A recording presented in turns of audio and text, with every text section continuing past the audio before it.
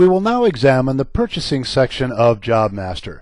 The first button under the purchasing section is titled Vendor. We will now click on that button, which takes us to this screen titled List of Vendors. This area allows an operator to locate a vendor by simply clicking, for example, in the Vendor ID circle and typing the vendor ID into this data area, or clicking in the vendor name circle and typing the vendor's name into the data area. Once this is done, JobMaster will automatically locate the vendor from this vendor list. The operator can also use a scroll bar to move up and down this list to find the vendor they are seeking. The buttons at the bottom allow for the entry of a new vendor, editing the information in an existing vendor, deleting a vendor, printing a vendor list, or printing vendor labels. We'll now go ahead and look at a vendor whose information has been entered. I'll select this vendor and click on the Edit button. Clicking on the Edit button takes us to the Modify Vendor Information screen, where information already entered for a vendor can be changed. If the operator here had clicked on the New button for entering new vendor information, they would get exactly this screen, only with the data fields blank, and would have to enter in the relevant vendor information. As you can see, there's room for the address and other contact information, including email, the terms the vendor has for purchases made through them, which can range from COD to Net 10 and so forth. And as you recall, these terms that show up in the drop-down menu were entered in the setup process, which we went through earlier in this demonstration. The preferred status of the vendor can be selected here from this drop-down menu. And as you can see, there is space here for multiple contact information at the vendor. So multiple contacts for each particular vendor can be entered here. There's also an area for notes that can explain peculiarities or other information unique to this particular vendor. In addition, a mailing label for this vendor can be printed right from this individual vendor's area. So I'm going to go ahead and click on Cancel now, and we'll move out of this area and back to the vendor list, and we have now completed our look at the vendor.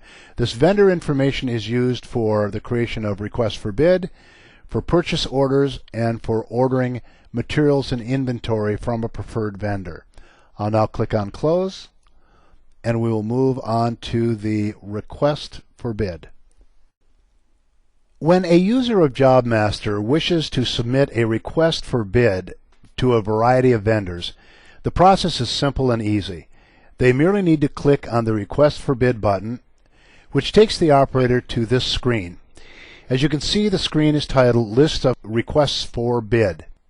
From this screen, an operator can find a previously created request for bid simply by scrolling up and down the list here, or by typing in a previously created request for bid number here, at which point JobMaster will find it and highlight it in the list as has been done here.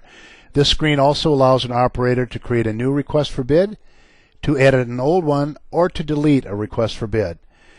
Since we don't want to take the time to create a brand new request for bid, we'll click on the Edit button and look at one that's been previously created.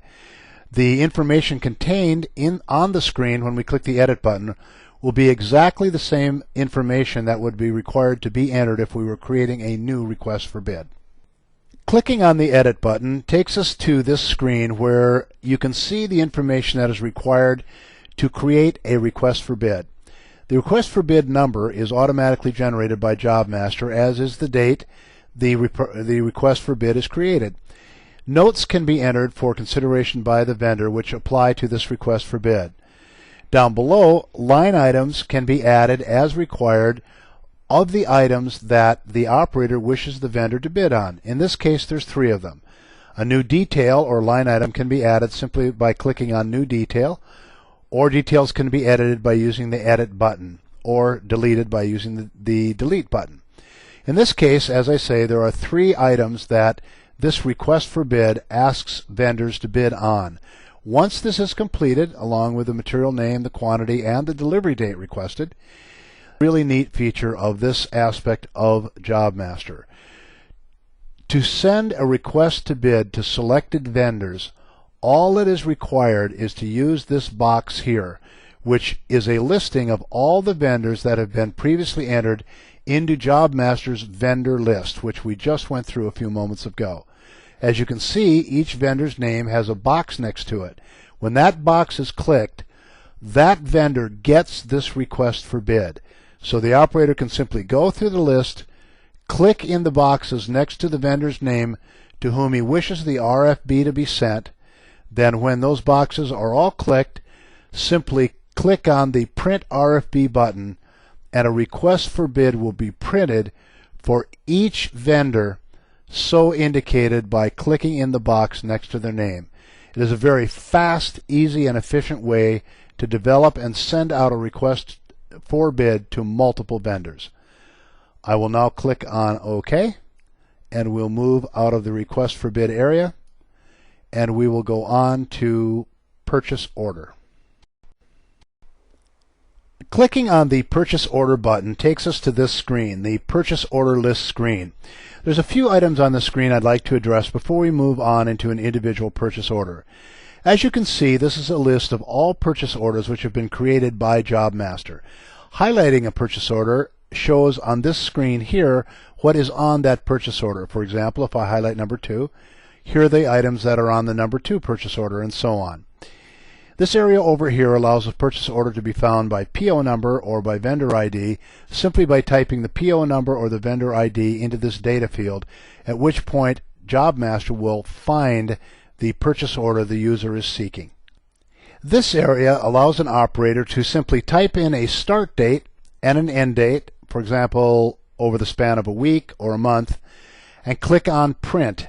When that is done, a report is generated that shows all materials ordered under purchase orders which are to be delivered within the date range that the operator has typed in here. This is a very fast, easy, and convenient way to pull a report to project what materials are going to be delivered when. At the bottom of the screen are buttons for creating a new purchase order, editing an existing purchase order, or deleting a purchase order. This button labeled Report is a powerful management tool. A simple click on this button will produce a report of all open purchase orders for product which has not been delivered, the amount of the product, the value of the product, and the date when it was due. This can be extremely helpful in keeping track of scheduled shipments and overdue shipments. We'll now go into the Edit button. We've selected PO number 1. We'll go into the Edit function and take a look at this purchase order and see how a purchase order is created. Before I click on Edit, however, I should click on the New button and show you that here too, JobMaster's features are such that when creating a new purchase order to a vendor that has already been entered into the system, you simply click on the down arrow, select the vendor, and all the vendor information drops in. Again, any information entered one time into JobMaster never has to be entered again and becomes available on drop-down menus. I'll click on Cancel. We'll go back to Edit so we can look at a thoroughly filled out purchase order that's already been created. This takes us to the Modify Purchase Order screen, but this is exactly the same screen as we just saw for a new purchase order. The only difference here is that the information has already been filled out. As you can see from this screen, the purchase order number is filled out automatically by JobMaster in sequence, and this screen also allows an operator to close a purchase order if all items have been delivered under that purchase order. That can be done here or from the receiving area, which we'll show you in just a moment. The purchase order date is the date the purchase order was created. Here's the vendor ID along with the basic vendor information. New details or line items on the purchase order can be added simply by clicking on New Detail. Details can be edited or line items can be edited the same way, or details, which are line items such as this, can be deleted simply by highlighting them and clicking on Delete Detail. There are tabs over here for contact information. In this case, there is no specific contact information. If there were, it would automatically fill out when the vendor information is entered or selected from the drop-down. And clicking on this tab shows the total of the order and any FOB information. When the purchase order is done and ready to go, a simple click on Print PO will print the purchase order, and it can be sent directly to the vendor. And again, a purchase order can be found, a purchase order printout can be found in the reports file. I'll go ahead and click on OK here. And that takes us back to the purchase order list screen, and we'll close out of here, and we will go on to receiving. Before we move into receiving, however, which is receiving materials against an existing purchase order, it should be noted that when a purchase order is created, the items ordered can be marked as to whether or not the vendor needs to supply a certificate of conformance or test data for the materials being ordered. When you click on the Receiving button, then, you get a list of all of the open purchase orders where materials have been ordered and have not been received, either all or in part. So, let's say, for example, that we have received on our dock materials that were ordered under purchase order number 1. In such a case, these are again all the open purchase orders. We'll highlight purchase order number 1, and we'll click on Receive. Clicking on Receive for purchase order number 1 takes us to the Receive PO Materials screen. As you can see, this is for purchase order number 1. Here's the date the purchase order was entered. Here's the relevant vendor information and whether or not these materials or a particular line item requires a cert of conformance or a test data to be supplied by the vendor. If it was ordered by a particular person, that information appears here. As you can see from the line items down below, this is what was ordered under the purchase order we're now receiving materials against. And as you recall, there's two ways to receive materials, either here against a purchase order or directly into the materials inventory, which we covered previously in this demonstration. As you can see here, this line item has been totally received. Quantity ordered was 20, quantity received is 20. But this line item, all of the items have not been received. We'll go ahead then and highlight this item, click on Receive, which takes us to this receiving screen.